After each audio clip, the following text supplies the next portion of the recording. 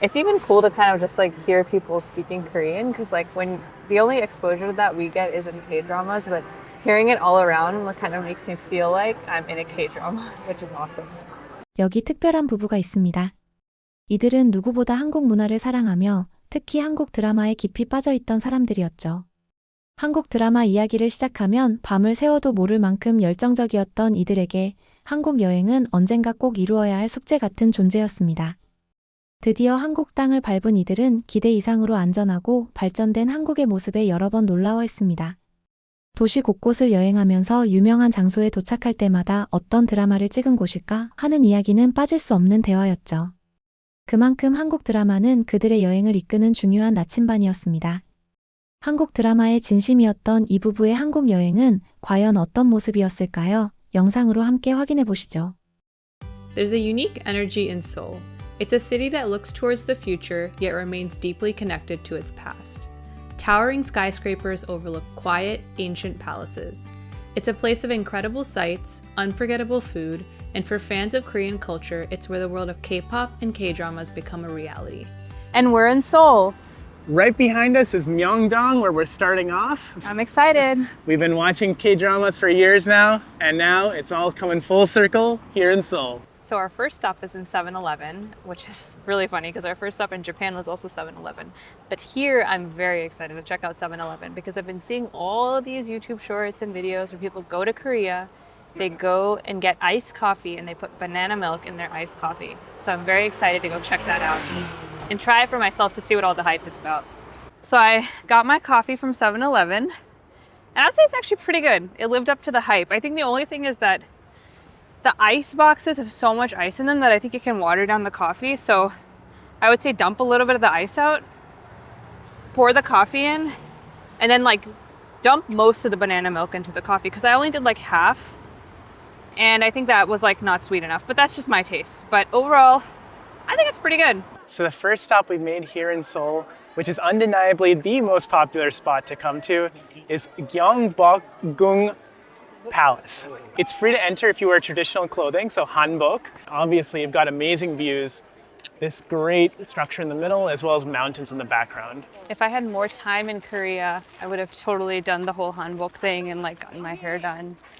I feel like it's cool, like you can see even a lot of Korean people here are doing it, so I think it's like a fun activity to even just for like photo shoots with family and things like that. So maybe if I come back to Korea one day, I'll do it and I'll kind of dedicate a day to this. It's pretty cool here. I think in Japan, there was maybe 20% of people that would wear a kimono, but here there's about, let's say 70% of people are wearing a hanbok. Gives a really interesting vibe, makes you feel like you're being taken back in time. And actually, like some of the alleys in this area, they make you feel a lot like you're in the set of Alchemy of Souls. Like we just stopped at this random bakery and we got this pretzel croissant with chocolate all over it. It's so good. But also just walking through the streets, like so much nature and there's coffee shops everywhere and people are dressed so well and it's just such a beautiful day. On our way to Bukchon Hanok village, we stumbled across the local Instagram spot. I don't really see too many foreigners here, but a lot of locals here to check out the cherry blossoms next to this public library. So far, this area is feeling a lot like, just like a very upscale part of America almost. At the same time, it feels a lot cleaner, a lot safer, just a nicer vibe. So we just stopped at this restaurant, Vegan Insa, for dinner, and it was really a great experience. We walked in, we were able to order quickly, and the food came out quickly. The food was delicious. We got vegan fried dumplings, and then we also got some vegan chicken. It was like fried chicken, fried curry chicken type of thing. And it was really good. I enjoyed eating it, and that was really nice because I feel really full now, and I feel like I haven't felt that way in a while. So I'm just happy to have had a great meal. So after grabbing some food, we've come out to the Namsan cable car, and more specifically, the Seoul Tower. So the cable car itself took about 30 minutes to actually board. There was a bit of a long line, but it wasn't too bad. It kept moving along, and Shipra and I have been watching this new K-drama called When Life Gives You Tangerines. This tower is really cool. It sits kind of at the peak of Seoul. It's actually the second tallest structure in all of Seoul, apparently. And from here, you can see an entire view of the city below. So it's a really cool spot, especially at night, because we can see the entire skyline illuminated now. So we're gonna just walk around a little bit and check it out. There's a lot of different vendors up here as well. I think there's even a mall kind of at the base of this tower. So maybe there might be some more good food opportunities here. So many great views of Seoul from up here, but there's no better view than my beautiful wife, Shipra. So we just came to the Myeongdong shopping street and it's kind of turned into a big night market here, which is really cool. There's just shops in every direction, street vendors selling things. Yeah, one thing that's also interesting about the nightlife here is that I noticed that it's a lot more family oriented and like family friendly. Like there's people here with their kids and it just feels like there's a lot more to do than just sort of eat and drink alcohol, which is really nice. Like there's a bunch of dessert shops, there's some shopping, like things to shop, lots of different food to eat. So I think it's a great place to come if you have kids as well. I was getting a little hungry and on the way back from the tower, and then we came to the street and everything here looks good, which means that I'm gonna be eating and stuffing myself. We just got this like cheese corn dog thing. I thought these only had meat in them, but I guess there's a version that's all cheese, so I'm excited to try it out. So far my impression of Seoul is that I'm super impressed. Like I think it's like everything I dreamed it would be. I love like exploring these night markets and trying the different foods and just like I can see like all the coffee shops, the big coffee culture here. It's even cool to kind of just like hear people speaking Korean because like when the only exposure that we get is in K-dramas, but hearing it all around like, kind of makes me feel like I'm in a K-drama, which is awesome. If you're in a K-drama, what's the dramatic thing gonna happen next? I don't know, maybe I'll run into one of the K-drama stars. That would be a dream. Which one will be your favorite one to run into? Probably Kim Son-ho. And next would be? Nam Joo-hyuk. Wow, you actually know their names now. Yeah, those are my two favorite K-drama actors. And yeah, if we were in a K-drama right now, it would just randomly start raining and pouring on us. And cherry blossoms would start flying. Yeah. The Shipra, if you had to tell me, what would be your favorite K-dramas? I mean, Crash Landing is a classic. Everyone will tell you that. Like, that's where you start your K-drama journey if you have never watched K-dramas before. I think Startup was definitely one of my favorites. Yeah, Startup is really, really good. And then I really liked Hometown Cha-Cha-Cha as well. Yeah. Oh, and Business Proposal. Business Proposal was so good. What about Love Next Door? And Love Next Door. I mean, they're all so good. All the Studio Dragon ones are so good. Yeah. Yeah. I think mine top ones are definitely Vincenzo. Oh yeah, Vincenzo's really good too. And then Alchemy of Souls, which Shipra has not watched. I thought was fantastic. I still need to watch that one. This new one we're watching is good. When Yeah. Life Gives You Tangerines. I did like Crash Landing on You. That was really well made as well. Yeah. There is one more that's escaping me. I think it's called Bandit or something like that. It was a very action-focused K-drama. Not even a K-drama, really. It was just happened to be a show that was in Korean. And that was super good as well. But it ended on a huge cliffhanger and they never had a season 2. And another one that's really good is 2521. Just don't watch the last episode because you'll be very disappointed. True. Good morning. So it's the next day here in Seoul, and we've already been off to an eventful start. So the first thing we checked off our list was a place called Egg Drop. It's a egg-focused sandwich restaurant. Shipra had this on her list for quite a while because she had seen a lot of videos of people going to Egg Drop. And it was really good. We were able to get sandwiches with garlic bread, with eggs, with cheese, with hash browns. And overall, it was like the first legitimate breakfast that we've had on this trip.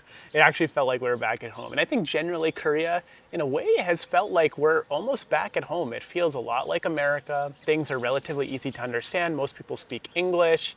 And I think the plus side is that it's still very safe and very clean.